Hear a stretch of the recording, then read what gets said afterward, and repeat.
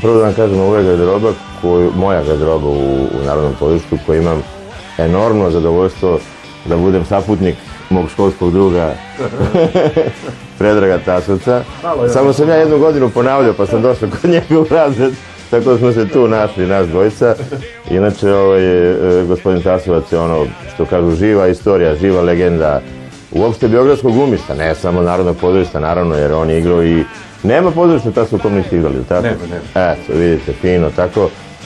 Kad sam ja došao u pozorište, Tasa je bio marka, onako, baš velika marka i bio je velika podrška mladim glumcima i dan danas je to, a mi mu vraćamo na taj način što ga zovemo u pluralu, mi ne zovemo njega mladić, nego mladići.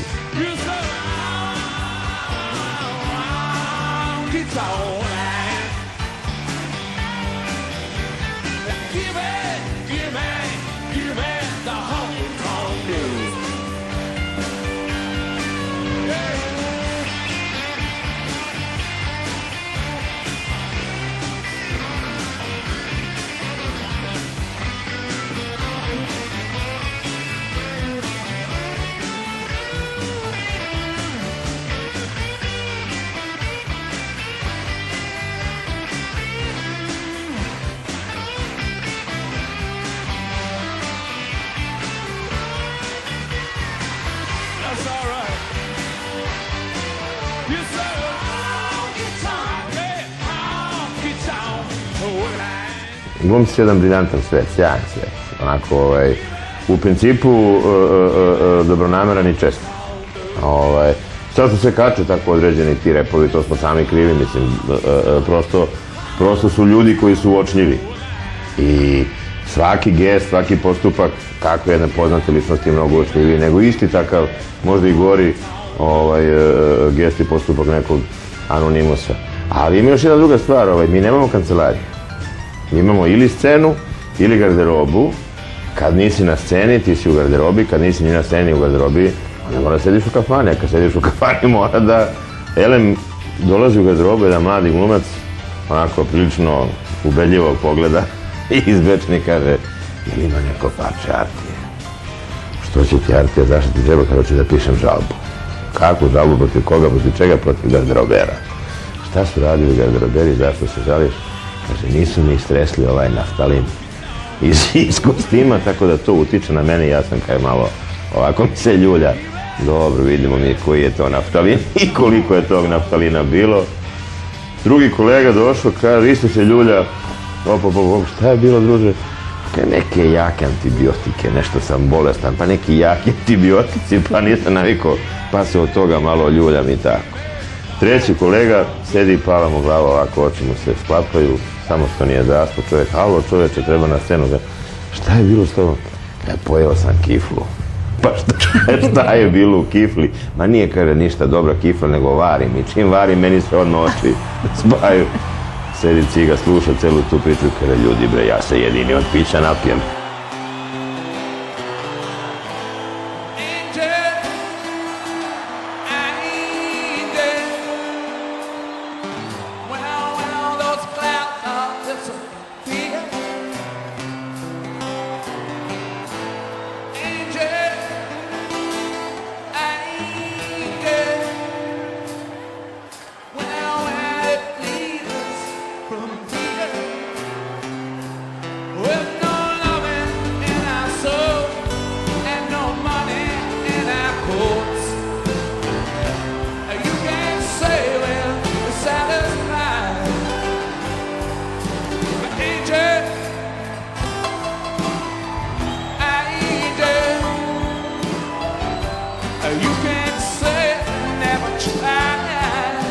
Ljubinka Bobić je recimo bila apsolutno šampion svih tih anegdota, naravno da nisu sve za priču, za javni medij, ne zbog nekih, ono što kažu, reči koje nisu za štampu ili ne znam šta, sve je, mislim, u principu za štampu što se nje tiče, ali ne bih to pomenjao čisto iz opreza da se ne stvori o njoj pogrešan utisak.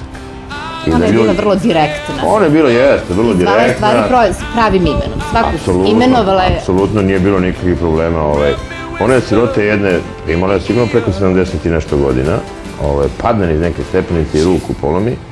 I pošto to kod starijih ljudi pravi razne komplikacije, onda je ona tako zaglavila u bolnicu i leži sirote u bolnici, onda se tamo odlazi pa se obilazi, pa pita kako je, pa šta je, tako da. I na svako pitanje kako ste vi, gospođo, ona kaže kako sam ja? Šta znači to kako ste vi? Pa ja, vi morate da znate, lekaru, vi morate da znate kako sam ja, šta vi mene pitate? A ona vizita uvidi, kako ste, gospođo?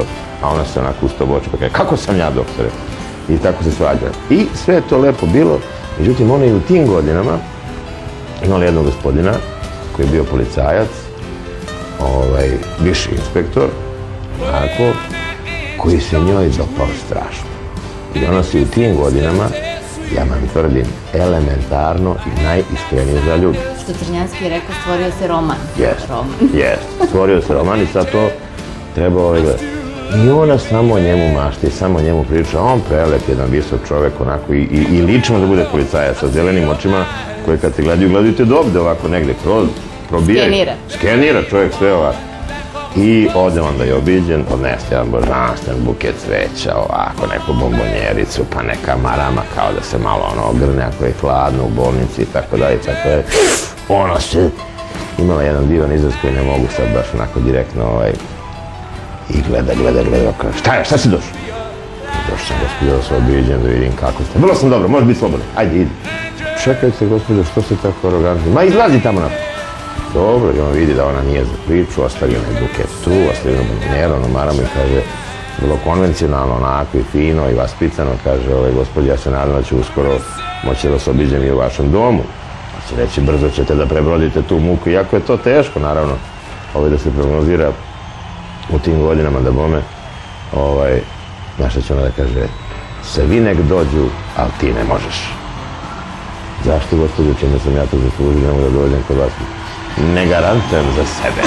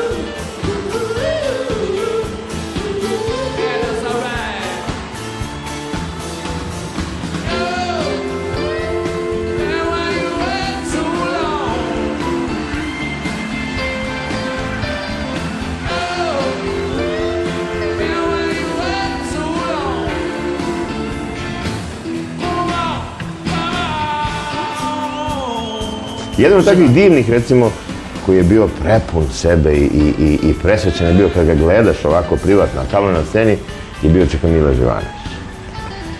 Nevrovatan, perfektan glumac, uostalom glumac koji je dobio medalju Stanislavskog, igrajući Jegora Buličova u Moskovskom hudžestvenom teatru na njihovom jeziku. Pardon, na našem jeziku, oni su svi igrali na ruskom, on igrao na našem. I toliko je fascinirao te Ruse koji su normalno sve pokapirali šta on radi, da su mu dali medalju Stanislavskog. Ja ne znam koliko tih medalja ima, uopšte dobitnika tih medalja, ali to je prosto fenomen. Skoro je bio, dakle, jedan potpuno autentičan podatak ću vam ispričati, ne verujem da je mnogo ljudi to vidjelo, jako interesantan, govori o glumačkom biću. Govori, to je za mene lično, to je najlepši mogući traktat na temu šta su i kolike su moći glume. Kod Čika Milivoja je moć glume takva da on menja zemljopis.